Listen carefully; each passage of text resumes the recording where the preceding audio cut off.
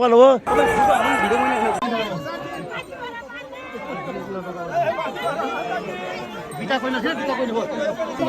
Sir यता पछाडि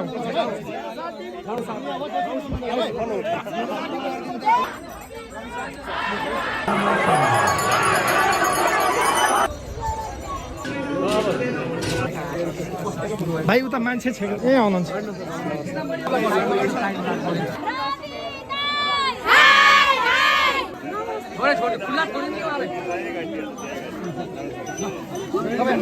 चितवनमा साथीहरू भन्दै थिए जितेको देवी गेवालीले अरे त्यहाँ जबरजस्ती मतपत्र च्यातेर रेणुलाई जिताइयो। राजनीतिको नसामा रगत हुन्छ, रगत नबगेकन कुनै राजनीति हुँदैन। अब लाख कोसिस गरे पनि केपी सही हुन सक्दैनन्।